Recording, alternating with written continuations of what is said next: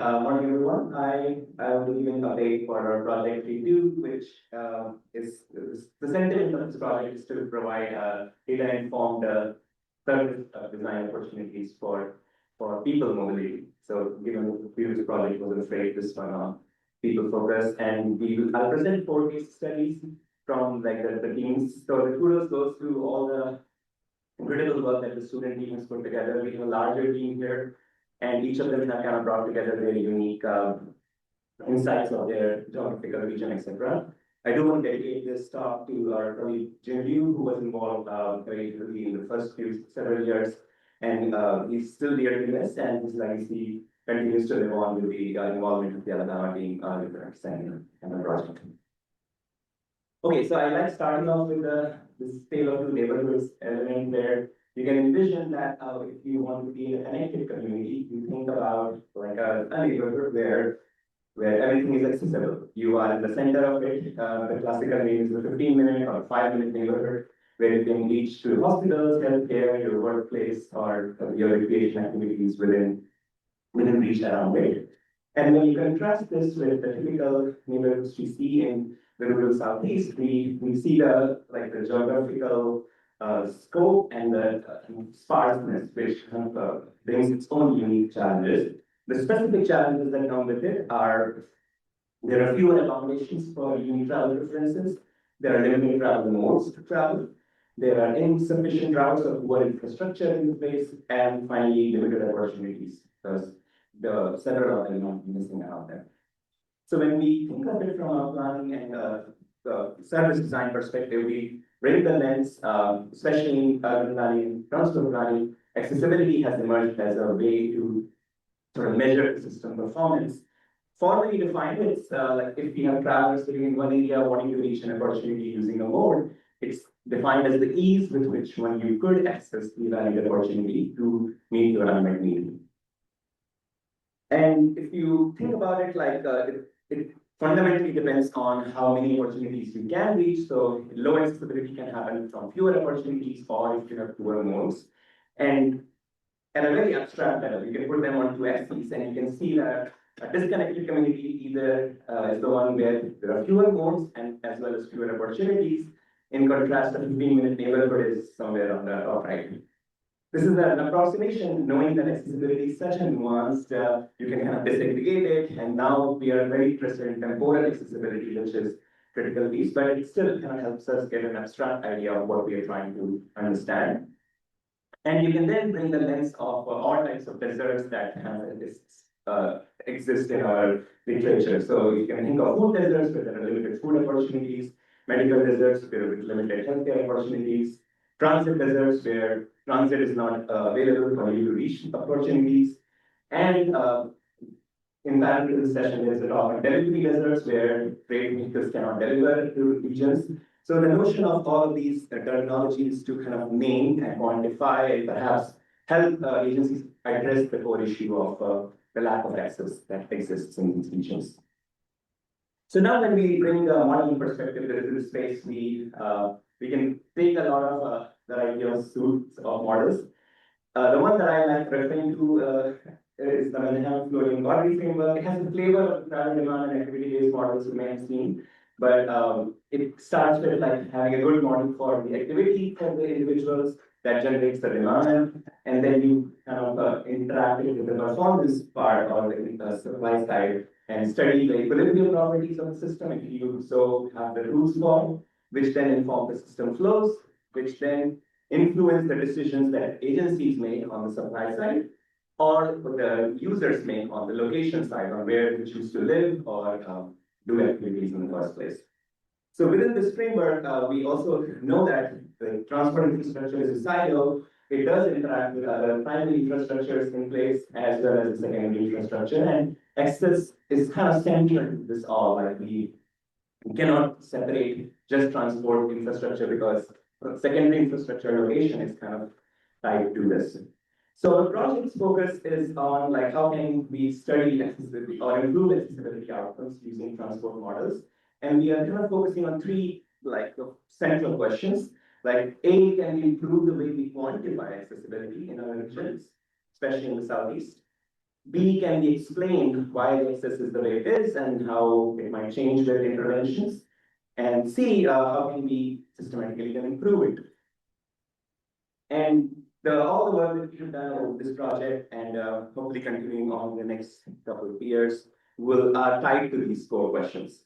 So what I'll present in the next 12 to 15 minutes is an overview of the case studies for the work that's been done in Florida and North Carolina, the service accessibility in Georgia, the Hurricane Helene-based access analysis in North Carolina, as well as the work in Alabama on how we can improve access using shared autonomous vehicle. So again, I won't be able to do justice to give the details of the methodology and the process here. There are 4 posters out from the lobby about our project, so they have more details and you're encouraged to talk to the students.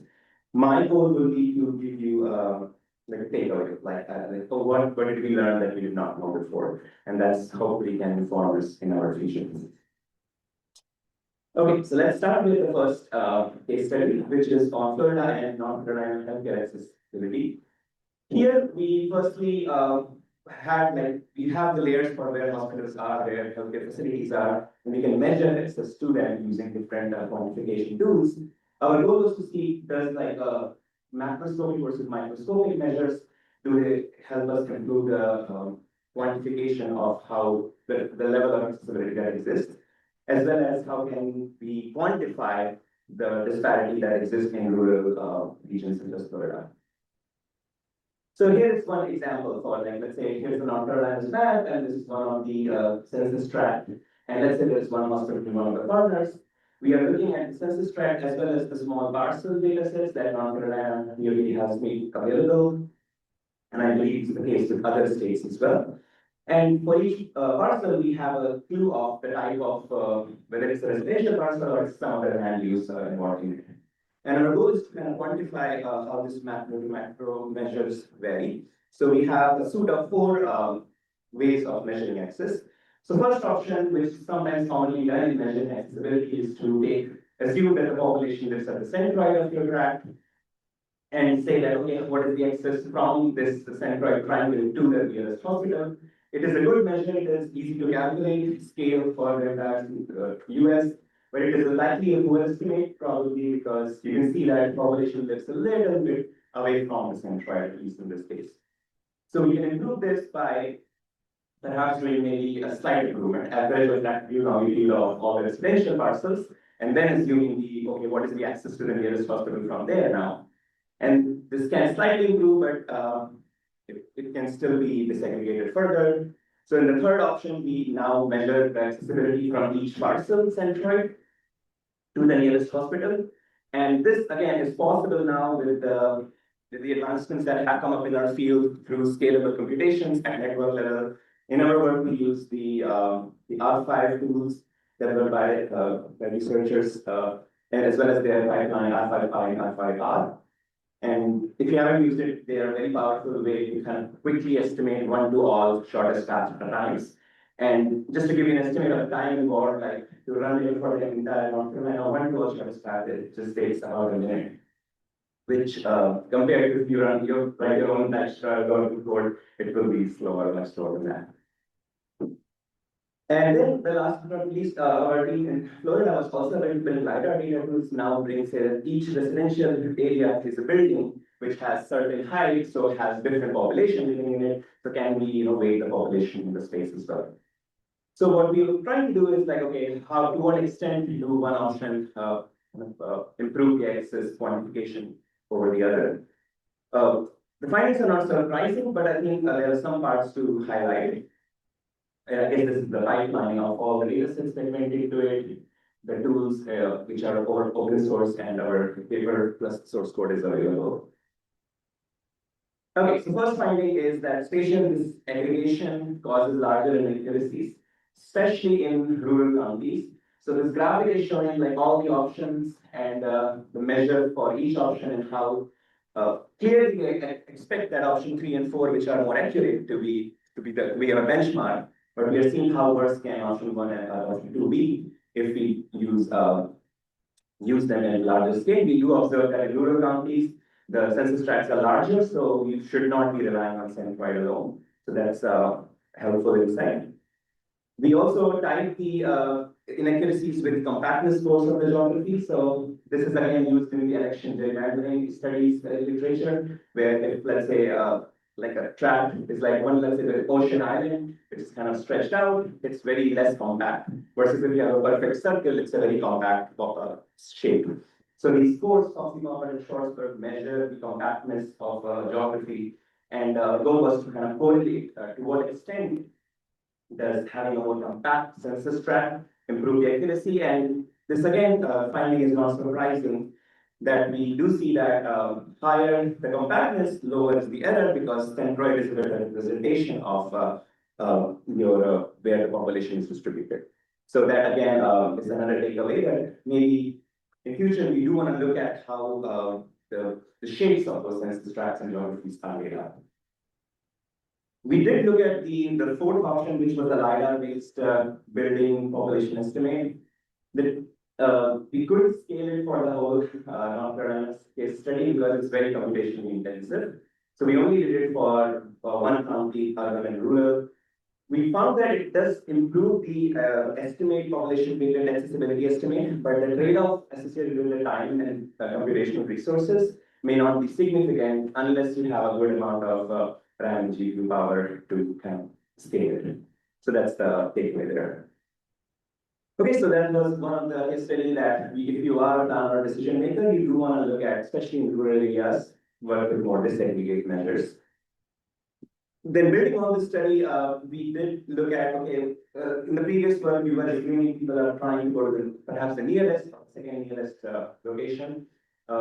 The team in Florida was able to scale this for how people might choose between and using the classical distribution-based frameworks.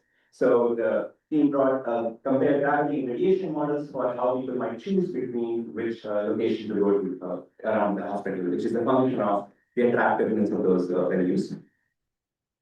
I'll keep it at a high level on what the results show. So firstly, here again, we see that if you have more finer measure, so parcel level is on the right side of this graphic. So higher the resolution, lower is the error in terms of your accuracy estimate. So here we're comparing the approximate potential traveling patient from the actual data for hospital out and inpatient data. And we do see closer match if you do have a finer grain of measurement of the visits. Also, every accessibility measure comes with a decay function, which is intuitively it captures that to what extent are you willing to go to a farther location. If it's a very sharp decay function, that means you only will go to the nearest one, not to the farther. But if it's the most less steep, then you probably have equal preference for even a farther one for you. So we do observe that the steeper decay functions have higher correlation with the actual data, which kind of indicates that the people do go to the nearest one, and that is kind of help us.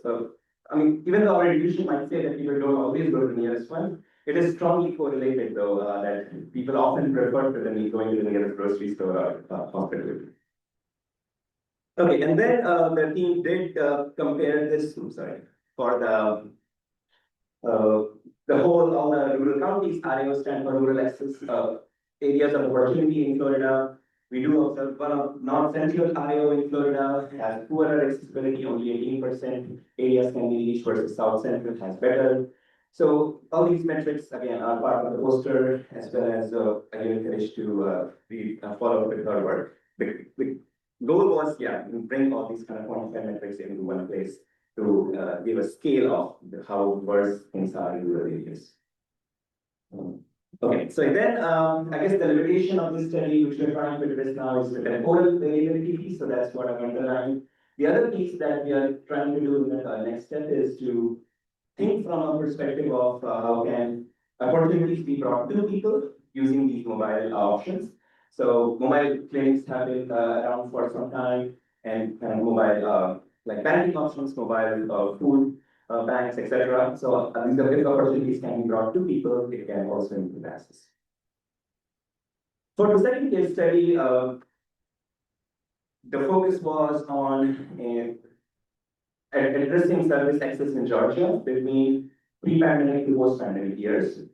And the questions that we were looking at, or the project team was primarily looking at, is how did the access to services change before and after the pandemic? And can we explain what type of variation was happening at a neighborhood level? So the slides that I have are pretty dense. So before I even go there, let me highlight their novelty. We work with the data set that we have obtained from Advanced Research, which is a PO or visitation pattern data. So it provides how many people are visiting each location over time from 2018 to 2026 as of now. So their novelty was to work with such a richer data set and complementing it with existing methodologies. So that is one piece.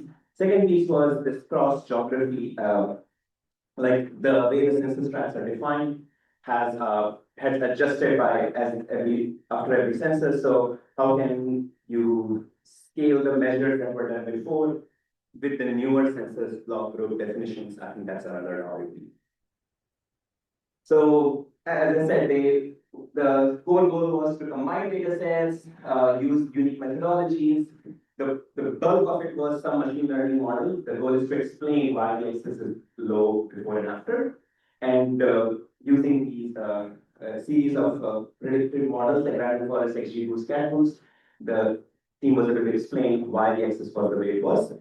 If you see the findings on the poster right outside this room, they do align with our intuition that yes, during COVID, access did drop, but at least we can now put some quantitative numbers to it. And we can also see the variability of when did the education accessibility start improving in what neighborhoods, etc. So that's the kind of insight we get from this.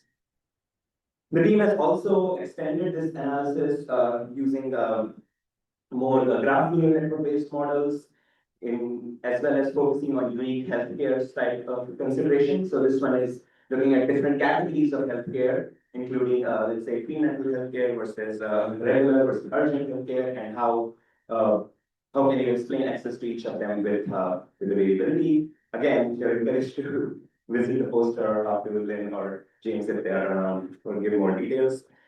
Again, this is the last slide of this analysis, but the takeaway again I emphasize is there is a lot of effort put into thinking how can these richer data sets help us explain access. And there is a lot of advancements in graph neural network and other related space. So the team is doing a phenomenal job with combining them the way they do node embeddings, graph neural networks to do the prediction and improve the accuracy of prediction. I think that's the core insight here. Okay, so now very briefly touched on the Helene as well as the autonomous vehicle analysis in Alabama. Given in interest of time, again, I'll keep it at a high level on what we did, what we found, and what it means. So Helene, we know, impacted North Carolina, Western North Carolina between September 23rd till September 29th, with a very heavy rainfall on 27th. We were looking at how visitation to different points of interest change over time, and this is commonly used plot for resilience analysis, where you have a base level of performance, and then the performance dips, and then it recovers. So your resilience loss is defined as the area under the curve.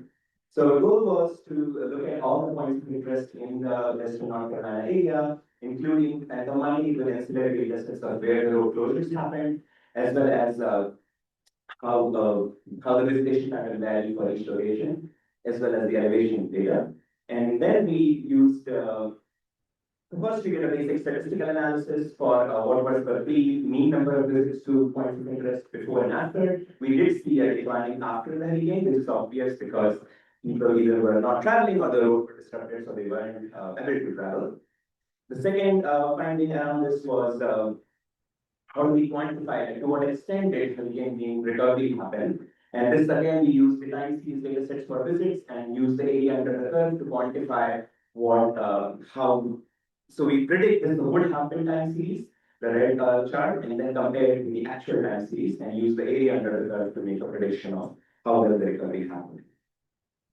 So without going into the details, you can again visit the poster outside or talk to Ali afterwards.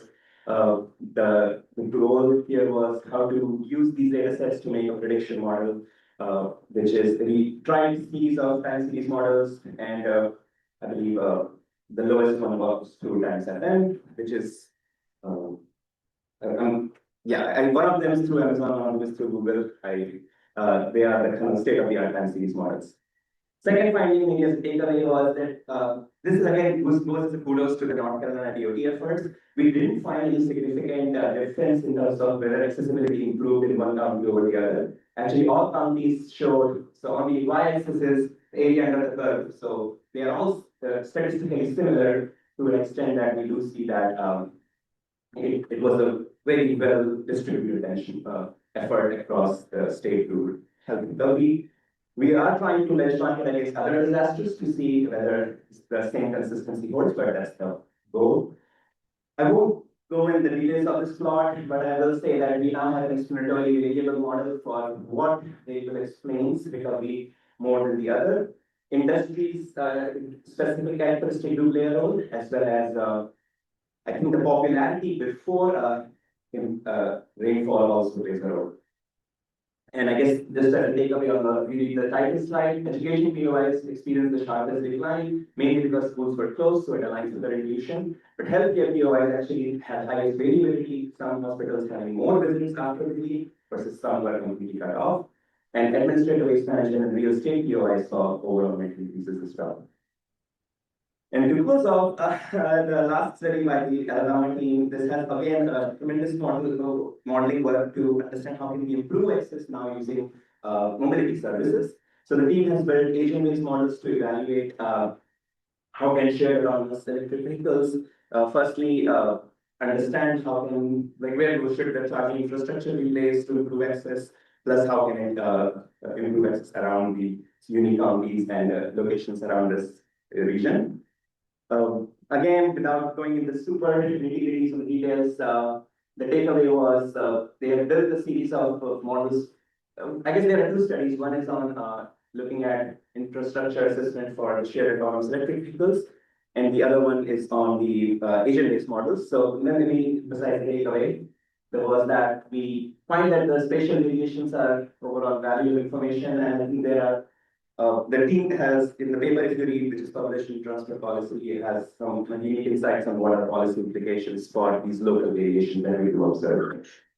Last but not the least, is the agent-based analysis that was done by the team, and Ali's pointing me that I am close to time, so I'm gonna again encourage. I know GA and her team is here, so please do not leave her about this.